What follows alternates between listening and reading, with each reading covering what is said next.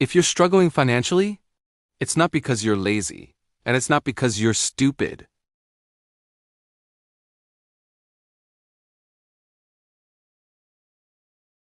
Nobody wakes up in the morning wanting to stay broke. People work hard.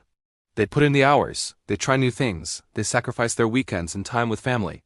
Yet for most people, nothing really changes. They never seem to get ahead. They never escape the cycle of living paycheck to paycheck. This isn't random. This isn't just bad luck, it's design. The system we live in, the one we're all a part of, doesn't actually reward freedom. It doesn't want you to be independent. It rewards obedience. It rewards you for following the path that's been laid out for you, a path that conveniently keeps you exactly where you are. And the moment you realize this, the moment you see the architecture behind your financial struggles, is the moment you can finally start to break free. It's a difficult idea to accept, I know. It's uncomfortable because it means the problem is bigger than just your own habits.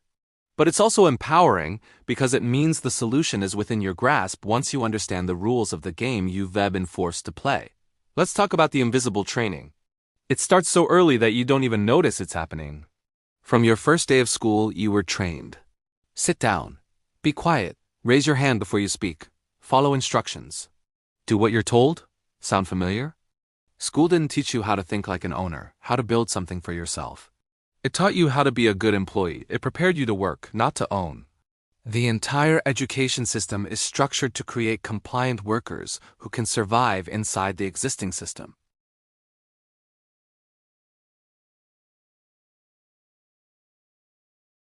You learn how to get a job, how to do the job, and how to keep the job. But you were never taught how to create a job, how to build an asset, or how to make money work for you instead of you working for it. This path of survival feels safe, it feels secure.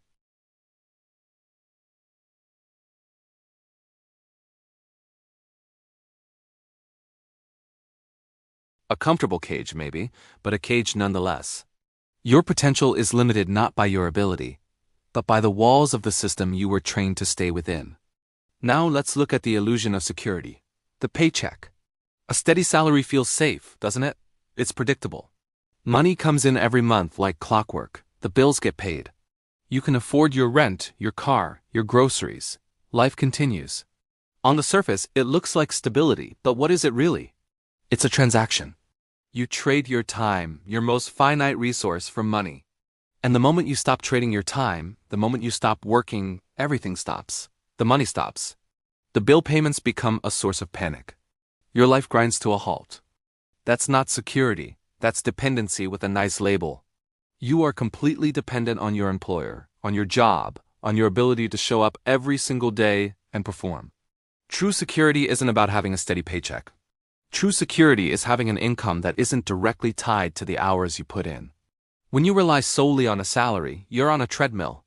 You can run faster, you can work longer hours, but you can't get off without falling flat on your face. The paycheck isn't a safety net. It's the chain that keeps you tied to the machine. So if the system doesn't want you to be truly secure, what does it want? Simple. It wants you busy. The system doesn't want you to become rich because rich people have options. They have freedom. They have time to think, to question, to challenge the status quo. The system wants you to be a consumer. Busy people don't have time to question things. They're too tired from work, too stressed about bills. So what do? They consume.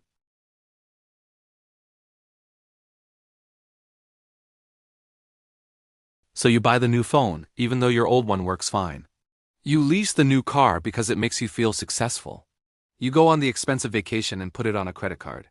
Every one of these purchases gives you a temporary hit of dopamine, a feeling of progress.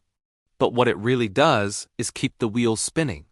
Your consumption fuels the economy, and the debt you accumulate to afford it all keeps you locked in place.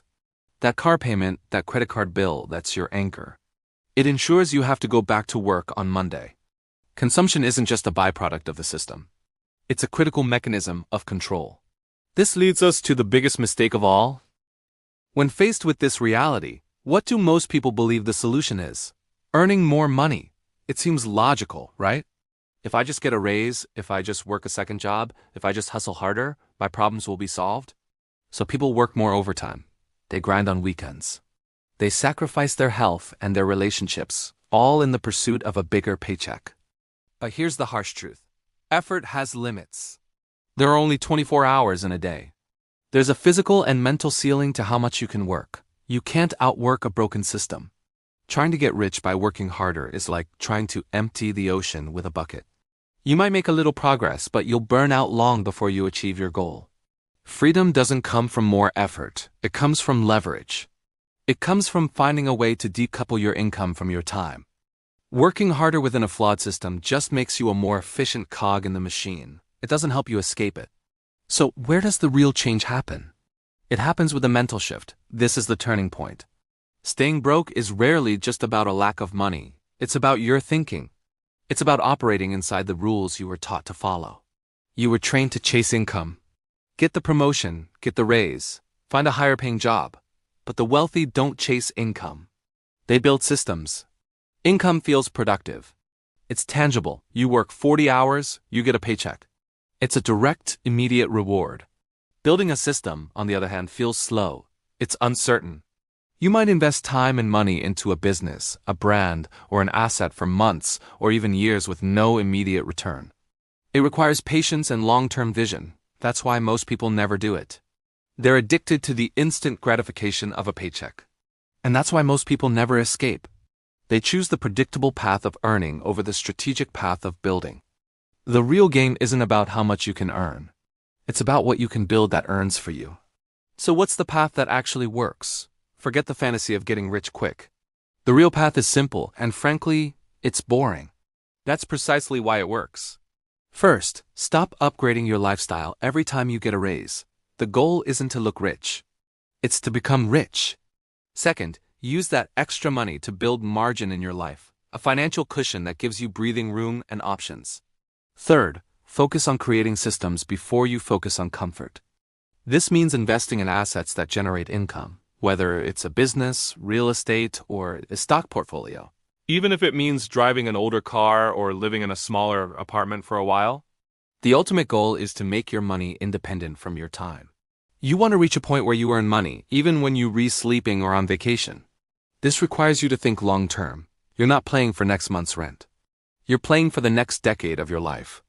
This path isn't glamorous. It won't get you 1 million likes on Instagram. It's a slow, quiet, disciplined process. And because it's boring, most people won't do it. That's your advantage. If this video made you feel uncomfortable, good. Comfort is the enemy of progress. Comfort keeps people poor. It keeps them in jobs they hate and in financial situations that trap them.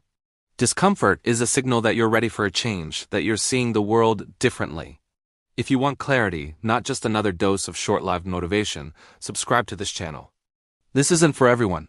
It's for the people who are tired of playing a game they predestined to lose and are ready to learn the rules of a new one. You are not broke by accident. You were trained to be a consumer.